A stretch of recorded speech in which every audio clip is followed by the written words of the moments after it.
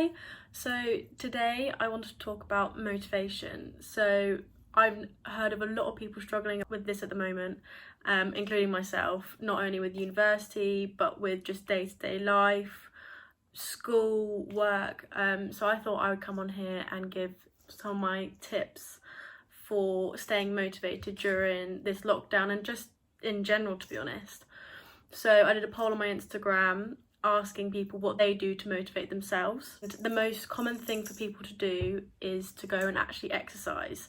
So we all know that working out is great for us physically, but it's also great for us mentally. It gives us a mental break from whatever we're thinking about.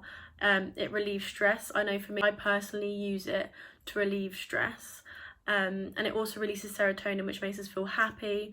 So it's a perfect way to start the day. I've started getting into a routine where I wake up, I do my workout, no matter how tired I am, I'll wake up, do my workout, and it will get me started for the day.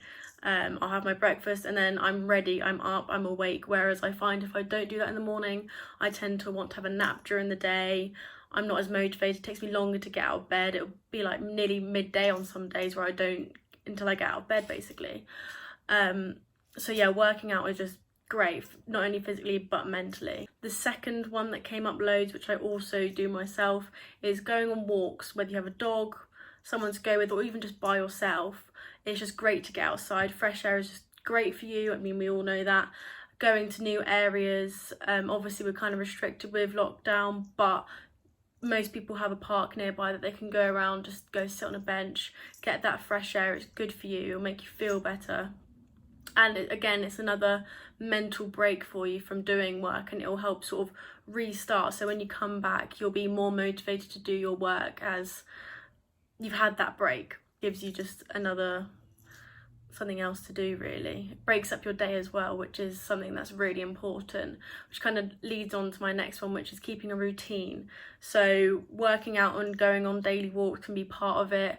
Waking up early as well and not going to bed too late. I mean, it's very easy at the moment with dark mornings and then not really having to go anywhere. So it's easy for us to just stay in bed and sit on the laptop, do work in bed. But really we need to get up like we were going to go to work or university or whatever you do. But also keep your work period from a 9 to 5. Don't be working till really late hours into the night. Don't be working ridiculously early. Work your normal hours. Don't overdo it, because if this was a normal situation, you wouldn't do that. So you shouldn't do it now. And that will also, if you keep it between 9 to 5, it'll keep you motivated each day because you know your timings for what you're going to do.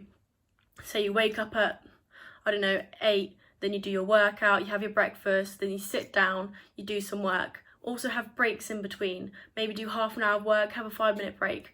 Don't go on your phone though, just go have a little walk around the house, go chat to someone if there is someone to chat to in your house, call someone up, something like that, just to completely take your mind off what you've been doing, and then you come back to it. You just do that. I mean, obviously routine can get a bit boring, but it also helps you stay motivated. Another thing for staying motivated, more so for work or university, is splitting up big projects into smaller tasks. So something that can seem really, really daunting.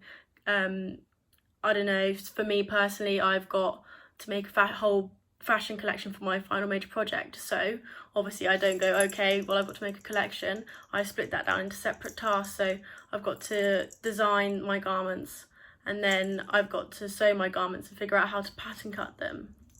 And making those smaller tasks makes it easier to do and easier to comprehend, and you're not overwhelmed and just so overwhelmed that you don't even want to start. Because I find, especially myself, that it's actually starting that's the hardest part, because once you start, then you can get into the zone and you can get into it.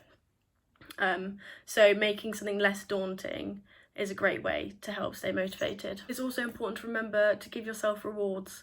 May not have to be every day, but every other day, once a week.